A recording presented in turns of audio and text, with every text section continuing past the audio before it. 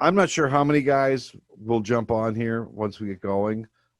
It's very important that I just wanted to do a little house cleaning before we get started, housekeeping, I should say. And that's that, I'm not sure. First of all, I assume everybody can hear me, right? Okay. I'm not sure where everybody's talent level is. All right. And one thing I discovered years ago with the Tool and Die Guy site is that most of the guys who follow me and gals are either hobbyists or kind of new in machining, students, maybe people who have retired and are doing this for fun now. I don't tend to attract a lot of seasoned guys into the Tool and Die Guy site, right? And there's a reason for that. A really seasoned professional has been doing it for as long as I've been doing it, probably doesn't need lessons from me. So I'm very aware of the fact tonight that I kept this first lesson fairly short. And the reason I'm going to keep it a little short tonight is to handle any technical difficulties I might have tonight. As I told Colin, he was the first guy on, I do Zoom calls all the time, video calls, but it's usually interviewing one other person, all right? So I'm not used to having a ton of people on board and any problems that might cause, and I wanted to give myself room to handle that. So for the next lesson, I've definitely got some experience, all right? As I always tell my wife when she does these meetings, she gets a little nervous. I said, you just got to tell people right from the beginning, this is the internet, and sometimes the internet doesn't work like we want it to work. And so if something were to happen here, we lose the feed, the cable goes out, I would just restart the meeting and you'd have to just jump back in. I don't anticipate that happening. In fact, I'm down here in my bunker here, and this machine I use down here is definitely hardwired in with the cable. I'm not going with any Wi-Fi here. I want to make sure when I set this up that I've got a good connection. So everything should go fine. I'm going to do a few different things that I've never done before. I did practice them to make sure it would work, but now with a lot of people on the call, it might work a little different. So tonight, just asking for your patience a little bit. We'll see how it goes. And again, like I said, I wanted to start with a basic lesson. So as you know, if you've read my stuff for any amount of time, one of my things now that I do is a lot of setups. And Colin's very familiar with that. Like I said, we were chatting earlier about that. And I'm the type of person, I would really not do well in a production environment. I'm the type of person that usually sets up the production environment or runs very small pieces, allotments, maybe 5-10 parts, all right? And they're usually oddball things that we've never run before. So I just had a little setup come across my desk my bench the other day. I said, I should show these guys this, just different ways to think about it. So one of the things I also want to make clear, there's many different ways to do a job, all right? I'm just hoping to give you guys another way to look at it, all right? And I'm sure with this many people on here, there'll be questions and there'll be maybe, I hate to use the word critiques, but if you've got other ideas, I'm open to them, all right? I've never been one of those guys, my way or the highway, all right? I know tool makers and machinists, especially ones my age, we kind of get that rap sometime that, we just know everything.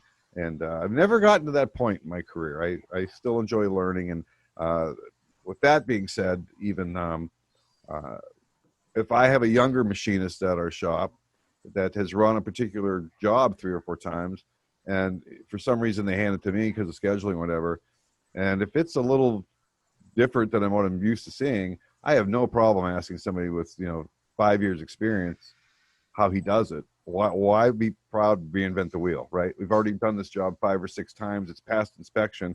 How's he doing it? Now, a lot of times we have setup sheets to do those things, but either way, there's, as you know, if you've been doing this for a while, every job we run has its own, what we call in golf, local knowledge, a little trick you want to make those parts just really come out right, or a little trick to make the cycle time go a little faster. There's all, just little things like 90% of the time when I'm tapping holes, I run coolant.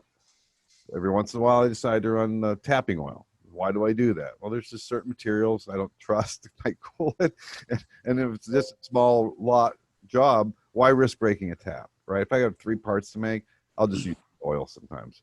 But if I've got 30 to run, that's a long time to be, depending on the amount of holes, to be standing there squirting oil on my tap. All right. So with that being said, what I'd like to do is, and when we're done here, if you guys have any comments, you want to chat, that's totally fine. What if you could let me know though? I'm going to start a little presentation here, and I'm hoping that it goes to full screen so you can see it. Because right now we've got this whole Brady Bunch thing going on, which is kind of fun, but I don't know if I do it with my open the screen up.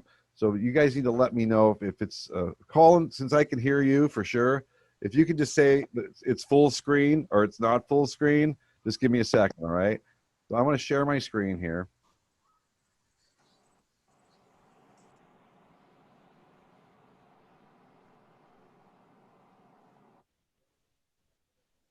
Yeah, it's good. It should get even bigger, hopefully. All right. Is that nice and big? Can we see it? Yeah. Yep. All right. So with all that being said, and again, I'm very careful with people's time. That's the reason we didn't chit chat a lot. When we're done, if we get done a little early, I'd love to chat with all you guys. Again, fire away with your questions. But here's a quick, I threw this in as a little bonus. This wasn't actually going to be my lesson tonight, but here's a weird job that came my way. Of all things, this is for General Electric Company, all right? And these are these pieces of Lexan, like plexiglass, very brittle. They're only an 1/8 of an inch thick, and they've got this textured surface on them. So they come to me. We get away with some weird things depending on the part. These are saw cut out 3 3/4 by 3 3/4, right? And all I need to do to these is from this corner up in the top right, I have to drill 4 1/4 inch holes. Big deal, right? Well, it is a little bit of a big deal because you cannot squeeze this in a vise. You'll either snap it in half or the part bows so badly you just can't do it. So somehow you've got to get this part clamped down. Now, I've only got 20 of these, so I need to make sure whatever I do, I don't spend a lot of time on a fixture or anything like that. So I happen to have these 3/4 by 5 by 7 inch plates laying around the shop. And what happened here many years ago, probably 10 years ago, we got an order for probably 50 of these. And I don't know if we cut them off too short or they changed the order. We ended up with a skid of these 5 by 7 plates laying around. Well, they're just great for quick fixtures like this. And this one already had been used as a fixture. You can see some outlines of some milling that had been done, but it did have 2 screw holes I could use. And I have these little C washers. These are 3/8 socket heads here. And now I need a stop. I need a stop to run along the back to keep the back of the part even with the fixture. And then I needed to stop on the right to finish my 0 corner. Now, some people would freak out to see that I've actually used gauge blocks there. Well, that's my own personal set of gauge blocks. I've had them for 30 some years, and they're calibrated because we're an ISO shop. But I'm not going to be running coolant, and just bumping a piece of plastic up against these is not going to hurt them. All right, these are grade B gauge blocks. These aren't ceramic $1 million gauge blocks. So I don't have any problem with using gauge blocks and magnet like this. All right, now you'll see in the next picture that'll make it look a lot more clear. So there you see it.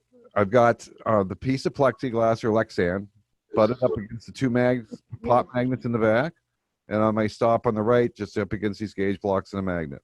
Totally fine. I heard somebody start to say something. Somebody have a question already? No?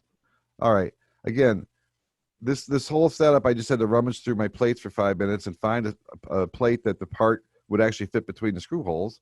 And there you go. So one of the next slides is going to be a little video of it machining. We'll see how that runs. It's interesting. I've never done. Oh, that's it from the side. So all I've got are these C washers. And for those of you guys who have access to a plasma machine, boy, burning these C washers out. These are little ones. I have bigger ones. I have huge ones for clamping 9 and 10 inch plates or flanges I work on. But these little guys, and you can see all I've got is 1/8 inch aluminum shim under each one to uses jacks to put the pressure down here. So, and these are just tightened lightly with an Allen wrench. And you'll see, we're not putting a lot of pressure on this part. We just want to, we're just going straight down, and I use an end mill to drill. So you'll see that hopefully here. Oh, let's go back one.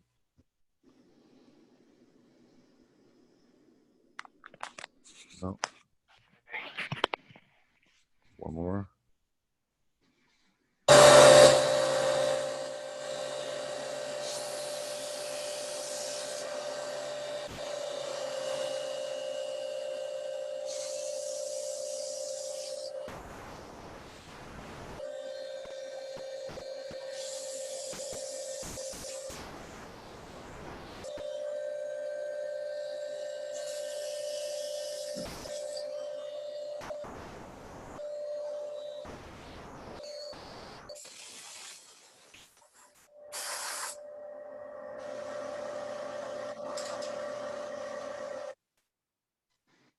So that's all it looks like. The reason I used a 1/4 inch end mill was number one, I'm running this drill this end mill a little faster than I normally would because it is Lexan. And a few thoughts on that. For some reason, sometimes we're taught, especially when I was an apprentice, we'd see aluminum. Everybody's like, "Oh, it's aluminum. You can go crazy with your speeds and feeds." Yes, you run it faster, but like when I throw this stuff into my Mazak, into my CNC machine, um, if I pick, it'll let me pick out the material. And if I pick aluminum, I usually have to cut the speeds and feeds down a little bit. It's a little too aggressive. Okay, for certain things, it's fine.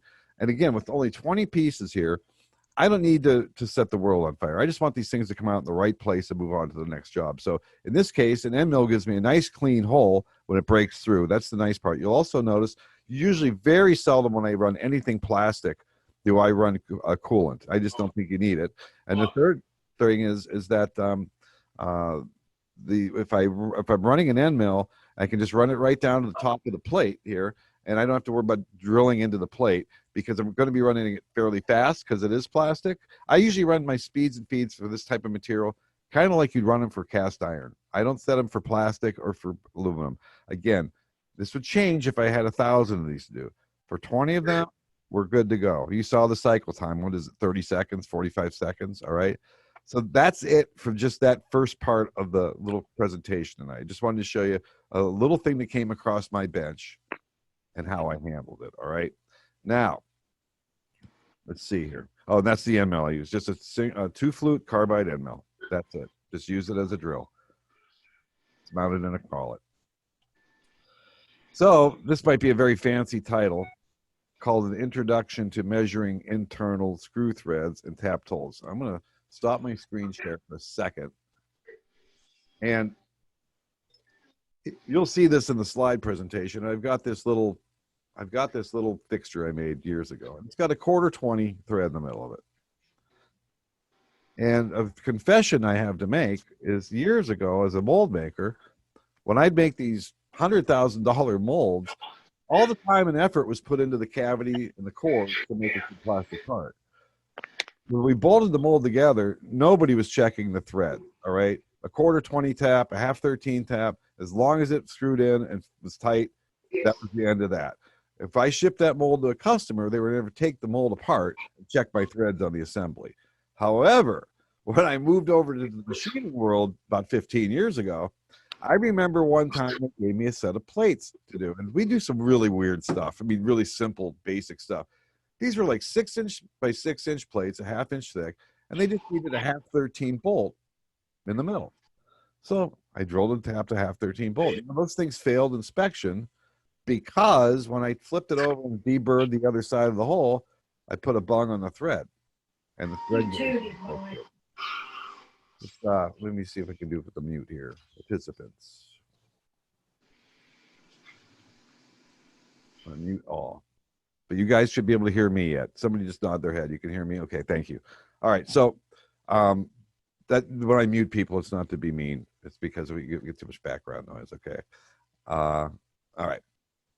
So anyways, I learned a valuable lesson. So what I want to talk to you a little bit about tonight, and again, if you already know this stuff, I totally understand it, but we'll find out tonight how far along you guys are in the trade. But again, these things, these threaded holes can hold up a whole production job just because they're not coming out right. So here's how we check them where I work. So let me go back to sharing my screen.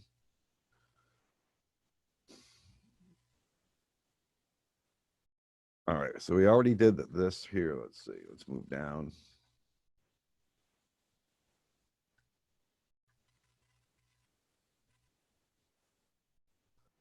All right. As I said, there's a big difference between tapping a hole in a fixture plate for that you're going to use in-house. The customer's never going to see the fixture plate versus a production part being sent to a customer. All right. So that's that fixture I just held up a couple minutes ago. Very simple little fixture. I don't even know what part it's for. I can see the part numbers on there, and I'll know where that fixture is when I get that part again to do it. But obviously, it's probably got a few holes already in it, and I might have to mill around it. This hole here is no doubt where I'm going to use an indicator to pick up my WPCs, my workpiece coordinates. But that's as simple as they get. You can see the surface is believe it or not, that's actually is ground. I just took a skim over it, but just to make sure it was really flat. And there's your screw and your thread. Big deal, right? Well, let's take a look at a few things. We all know it's a 1/4-20 thread. And we all know we're going to go get a 1/4-20 tap, and we're going to get a number 7 drill. And of course, if you don't know that, you know that the charts are available. They're in your machinery's handbook. It was interesting when I was doing the research for this. You could spend 100 lessons on threading and checking threads. I mean, there's 250 pages in the machinery's handbook just on threads. All right, but we're just going to go with your basic 1/4-20 thread. Now, as I said, a standard 1/4-20 screw thread is a number 7 drill and a 1/4-20 tap, and the standard charts are available. The tap drill calculation, and I'm not sure if you ever knew this, but it's accurate. If you take the nominal diameter, 1/4 inch, minus the thread pitch, well, the thread pitch on a 1/4-20 is 1 divided by 20. That's 50 thousandths. So the thread pitch is 1 inch minus the threads per inch. So divided by the threads per inch. So in this case, 1/4 inch minus 50 thousandths equals 200 thousandths diameter tap drill, which is the closest drill, is the number 7. So if you ever get a weird size that might not be on your tap chart, you can also, if you have access to the internet, you know, but I'm not always sure I trust everything I see on the internet for tap drill sizes. So just be careful with that. I'm pretty certain, because, you know, we got out this trusty machinery's handbook, and so, you know, I don't use this often. I should, but I'm so used to just getting charts, and I have access to the internet because I get a lot of emails with new files and things. But when you really got to know, it's in here. It's amazing. So we've calculated that. So now we got to check this hole.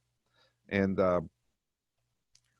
as I said before, there's a little production part. I usually run about 20 or 30 of these little castings, and there's a 1/4-20 right there. And what we're looking to do is check the minor diameter, the pitch diameter, and the major diameter. Well, the way we check the pitch and major diameters is with this. And these are remarkably inexpensive. I mean, these aren't hundreds and hundreds of dollars. And the reason I thought about this lesson was I learned something a few weeks ago. So I was having some issues with a production job. As you can see, if we go to the next slide, I believe it's got a go and no-go side. So the go side should go in, the no-go shouldn't. But here's what I was just checking something. I can't remember what the problem was, but I was surprised to learn that the no-go side, the diameter, if you measure over, is smaller than the go side. Well, that's very interesting. I thought that was interesting, but then I did some research on the gauge and figured out what they were trying to do. So I found this sheet of paper, this little study here, but with your go member of the thread gauge, it's tasked with measuring the minimum major diameter. So let's see, flanks, like the no-go side. The go never checks the minor diameter, and then the no-go performs a check only on the pitch diameter. So they relieve the outside of it. It's only checking this pitch diameter. Well, then it made sense. They don't want the major diameter to be influenced at all. They want to check the pitch diameter with the no-go. So it is smaller than the go side, which I did not know that. And then we need to check the minor diameter. So I've got these. If you've been on my website, I think the plans are still up there. You can build these little gauge holders, a go and no-go side. And you just have to figure out what size pins you need. Well, this is from the Machinery's Handbook, and mine, it's on page 1277. But at this, I was going to do a 1032 thread also, but let's go down here to the second one down. And we've got this a 1/4-20 2A thread. And if you go over, you can see in this column where it says internal minor and diameter, my tolerances are 196 is the smallest, 207 at the largest. So that's all I need to do is load those 2 pins in this go and no-go gauge, and that's how I'm going to check my internal diameter. So basically, you've got the thread gauge to use to check your pitch diameter and your major diameter, and then you've got your pin gauges to check your minor diameter. So I don't know how many of you guys deal with threads all the time. I like I said at the beginning, I don't know where all your skills are at. All right, so I wanted to make sure I started off with a lesson, but I was surprised. I think the thing that surprised me, I did not know that the no-go gauge was smaller than the go. I would think it would be bigger so it wouldn't fit, but that's not the point of it. So like I said earlier, Machinery's Handbook has over 250 pages just dedicated to threads, and you can get into all sorts of different classifications. I'm not sure what industries you guys are in, but for the work I do every day, they're usually very simple, class 2 threads, nothing really fancy. Yes, we do get in some metrics. Yes, we do get into some Inconel once in a while, but another thing we could learn and talk about eventually here would be to look at different types of taps too.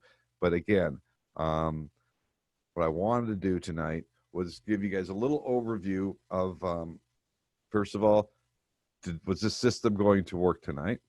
Number 2, a simple lesson that you could, that little setup lesson and a basic on screw threads. Now, I am going to go ahead and unmute everybody. So you guys need to behave now. All right. So you guys are all set there, but so we have time here. And again, if you didn't hear me at the beginning, guys, I said tonight I was going to do purposely a little bit of a short lesson just to make sure this technology worked, that you could see me, I could see you. My PowerPoint worked, the video worked. I just wanted to do kind of a get together tonight to confirm before we go a lot further with this, that the system works. So everybody could hear this and saw the presentation fine. All right, a lot of nodding of head. Yep, sure did. All right. So I see some of you guys have muted yourself on purpose. That's fine.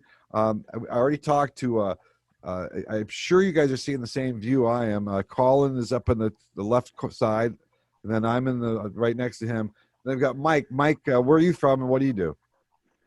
Yeah, I am. I'm up here in Massachusetts, and I'm actually a mechanical engineer, but always had machining as a passion. So always stay involved in it. Don't get to run anything in the shop anymore, but still love doing it as a hobby on the side.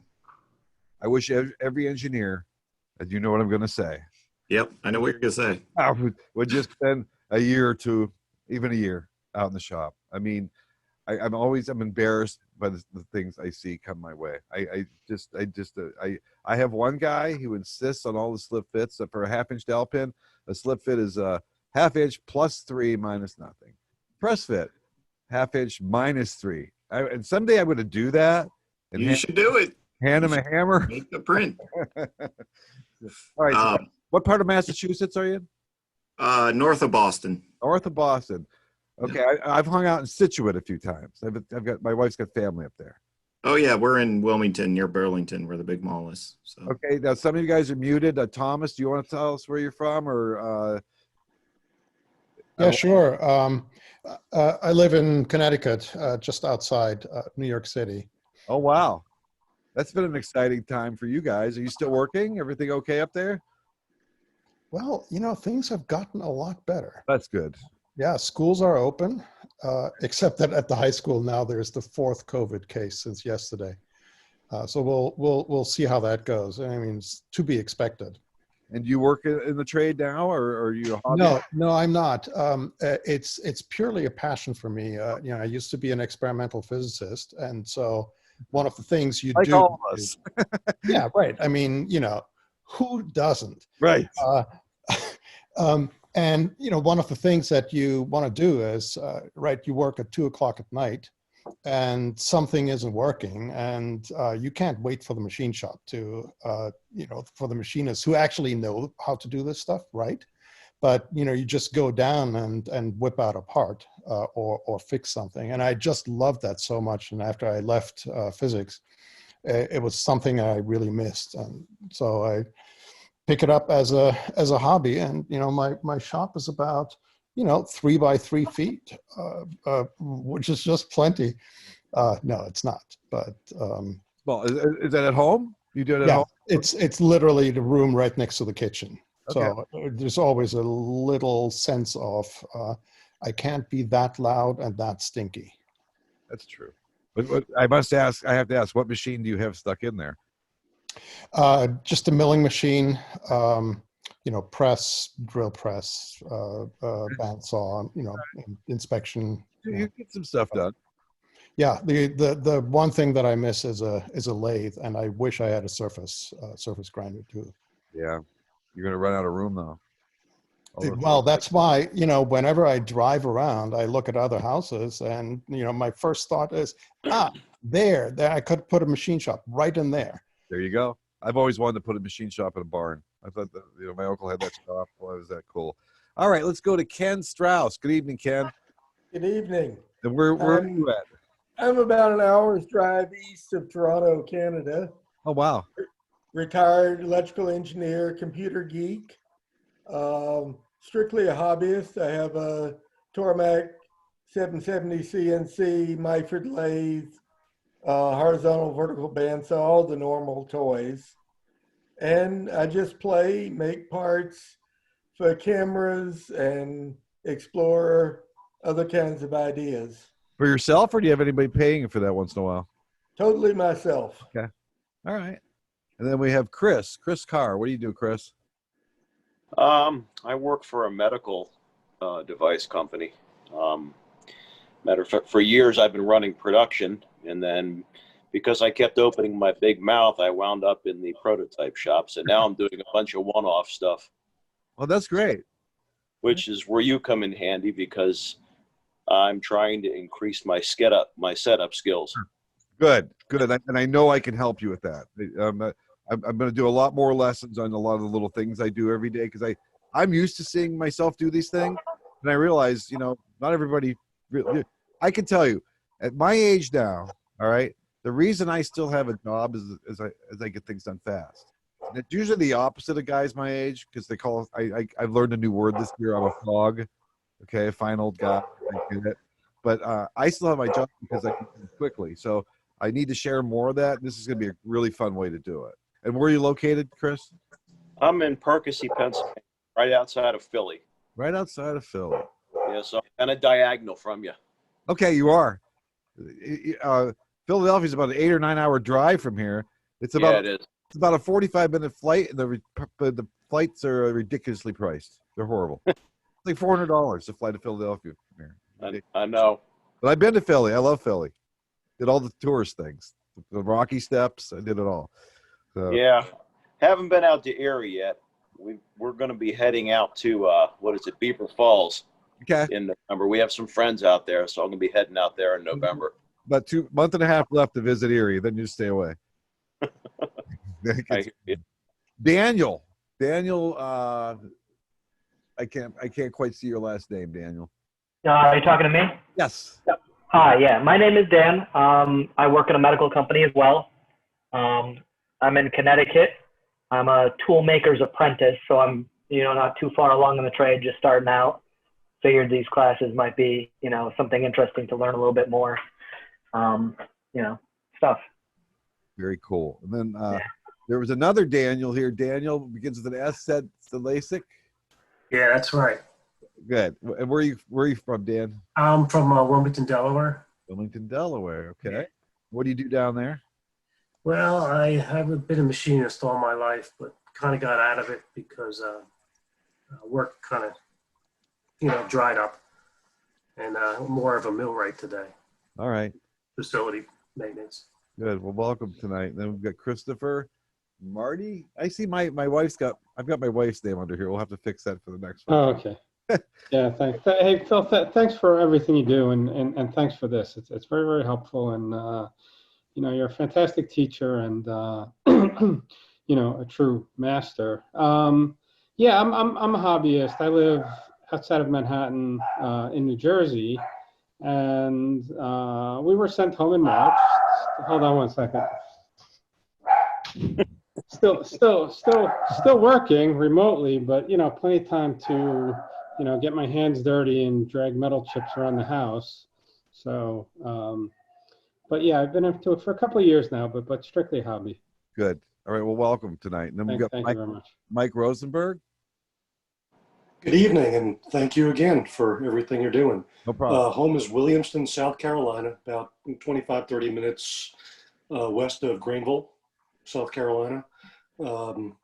Manufacturing, industrial process improvement engineering. Spent a lot of time in the machine shop. Okay. I mean, coming up with prototypes and ways to improve things that weren't done right the first time. Right. I also repair clocks. Oh. So I've got a tag lathe and a tag mill, and some smaller lathes as well. What time of And- antique clocks, I assume? Old clocks? Yes, Yeah. yes. The new stuff, a lot of it, unfortunately, isn't easily repairable Right. because the brass is too thin. Right. No kidding, right? And just looking to increase my skill level with my mini or micro machine tools. Excellent. I've got a guy named Chuck on here, no last name. Chuck, if you want to say hi, or you don't have to, I don't have a video. That's okay if you don't. And then Carl, want to say hi? I think we've got some people who just wanted to listen tonight. Which is, oh, there's Carl. Hey, Carl. Say hi. You have to unmute yourself, I think, though. There he is.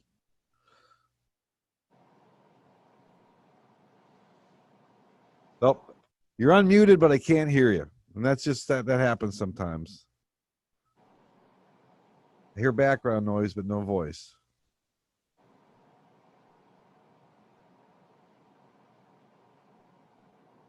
Oh, get some others here. Okay. Carl, jump in if you figure it out. I talked to Bob Riley. You want to say hello? Again, if you guys want to stay private, that's not a problem. And then Peter Opera. Any of you guys? No, I assume if you don't have the video on, you'd rather not say hi.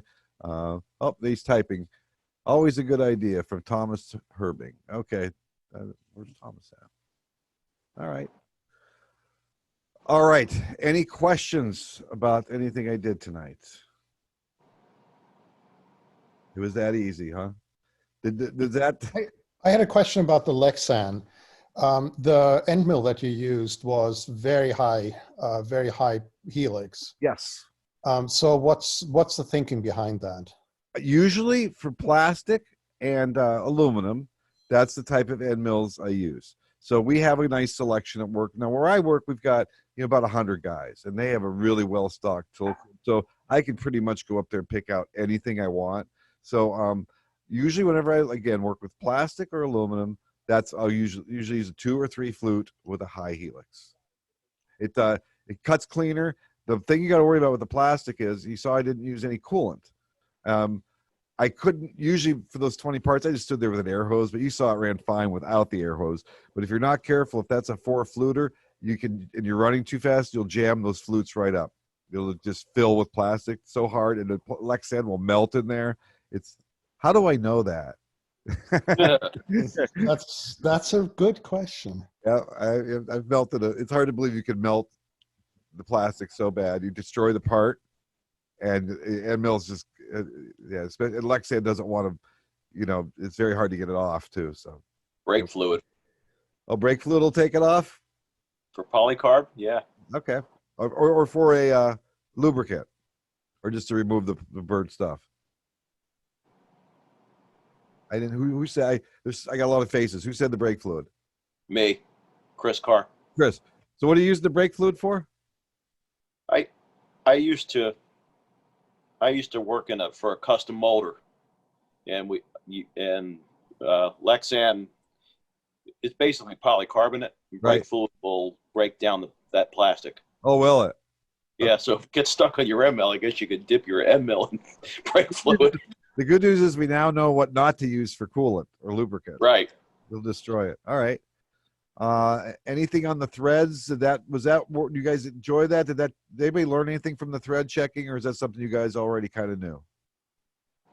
I've got a question for your, like, when you're tapping a hole. I've asked other machinists that I work with, and people will put chamfers on their like on the hole before they tap it.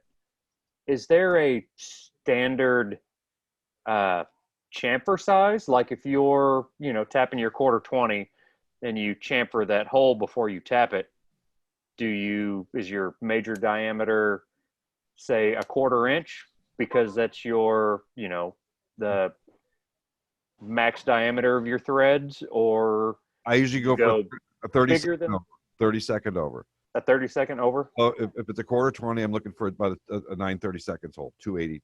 Okay. A half inch, I'll be at around 17 30 seconds, 0.5 31. That's what I kind of shoot for. Now, if I've got a really gummy material, I can't tell you how I fight sometimes with these countersinks. I drill and tap a hole through a plate or a part, and I flip it over and I hit it with a countersink, and now my thread gauge won't go all the way through. Now, depends on the material, but what I have done, I have actually center drilled the front, flipped it over, center drilled and drilled the back, so the back's already countersunk.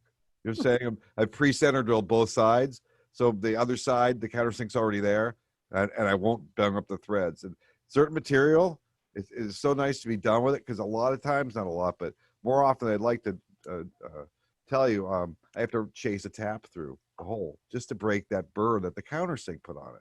Mm-hmm. So what I've gotten very good at is chucking up a tap in an electric drill, which takes a little practice, because if you get started crooked, you're going to screw up the hole or break the tap. But it's really fast. But that's that. So any other questions about the tapping? All right, moving forward. Going on to, I'm going to try to do this every 2 weeks. All right, now, you guys if you go to the Tool and Die Guy site, my email's on there. If you don't know my email address, it's philkerner@gmail. One word, philkerner@gmail.com, not Heidi Parkerner. I got to fix that. philkerner@gmail.com. Tell me how this went tonight. Be honest. Tell me what you'd like to learn. Now, are you guys pretty good with me sticking with the little setups? Did you like that part where I show you little setups I do throughout the day? Because I do a lot of setups. I think that's great. You like that part? Yeah, I'll probably stick with that, because the technical stuff, again, if you have questions about screw threads and things like that, more than happy to answer them. But like I said, there's 250 pages here just on screw threads. We used to have a guy up in Cleveland named, the name of the company was Halo. There was 2 old farmers, and those guys could grind threads like crazy. And I remember one time I was making a mold for the MSA company, Mine Safety Appliance, and those guys are the guys that the miners put the cartridges on the sides, okay, and they have to unscrew. So I had to make an unscrewing mold, and I had to have these guys time it out and grind the threads on this, and this was a long time ago. I can't remember how that even worked. If they had to grind left-handed threads, no, they were right-handed threads. They were on collapsible cores. That's what it was. Those guys were so good at it. They were amazing. They could actually grind threads on the carbon for me for graphite, so I could EDM threads. And I don't know if they're still around. They sounded old back then. They didn't have a secretary. They just answered the phone, "Halo," and they'd be, "Hi, is this Paul?" "Yep." "Paul, are my parts ready?" "Friday. See you then." And that was it. That's all you got. But they did a hell of a business up there, and I'd have to look them up. It was no CNCs either. Isn't that amazing? They did all that work back then with no CNCs. So that's the history part of me coming out right now. I love talking about the good old days, because the good old days, listen, you can never do what we do with CNCs now. I mean, give me a break. I mean, the stuff we do so fast now. But boy, was I lucky to come up in the trade back in the late 70s, where all the stuff we were doing was pretty much manual back then, right? And then the CNCs came out. I always say it's like cheating. If you knew how to do those old things that run manual machines, now you can just program the stuff and close the doors. I mean, I can't tell you how many times I smelled my hair burning from a hot chip, chips down my front of my shirt. You guys that run manual machines know those stories. But so I am a older guy, but I was lucky to learn the old stuff. But I was well into the trade in the 80s when the CNC started coming out and everything. So I've kind of seen the evolution of the whole trade, and I've embraced it. I've embraced the whole thing. So I'm a good resource for you guys because I kind of like both ways. But if I had an apprentice to start from scratch, he'd be on a manual machine for 6 months, no doubt in my mind. You got to feel it, and maybe get a few chips down your shirt too. So just email me anything you'd like to talk about. I'll plan on doing some more setups in the next one. Everybody can hear me tonight, though. The technology worked fine, right? We're good. All right. And again, any ideas, anything you'd like to add, I'm open. Okay. So it's interesting. The reason I'm doing it this way, you just get sick of the knuckleheads online. I post some nice stuff, and it's not that my feelings get hurt. I just don't have all day to debate these guys. And that's why I said at the beginning, there's a lot of different ways to do things. And this is much more entertaining for me to have you guys listening, and I can answer your questions. That was the big thing about YouTube. I could post great videos on there all day, and people are commenting, but I don't have I still work all day. Now, maybe if I was retired, I could answer questions, but this is what I wanted to do. I wanted to teach you guys like this. So if you have a question, I can answer it now. All right. So the good news is this is being recorded, and it'll take an hour or so for this to process this tonight. And then I'll put it up on YouTube unlisted. So it'll be listed in one of my posts. So if you want to go back and watch the lesson, it'll be probably up the next day or so. All right. Well, it was a pleasure having all you guys tonight. And is 45 minutes about enough time for a lesson? Is that good for you guys? Sure. That's pretty good. Yeah, because I don't want I'm very careful about everybody's time. So it was great for you guys to jump on tonight, and you guys really behaved well, kept yourselves muted. Very good. So we'll see you in a couple weeks. It'll be, I don't know if I can use the same registration number over and again, so you might just get another email from me through AWeber saying, hey, the next class is starting, and I don't want to make you guys keep signing up for lists. You're already on my list, so you just might have to register for the next one, unless I can save or you might not want to be on the next one. So I'll figure it out. You'll be invited. All right. So Tuesday, let's see, Tuesdays at 7. Okay. All right. Sounds good. All right. Sounds good to me. All right. As I always say, when I give a shop tour, it's always an honor and a privilege to teach about this trade. I love so much, and it's always a privilege to meet my fellow tradesmen. So with that being said, stay safe, and I'll have the recording up soon, and have a great night. Thanks, Phil. Thanks for doing this. Thanks, It's good Phil. to meet Thank you, everybody. Phil. My pleasure. Good night. Good Good night. night, guys.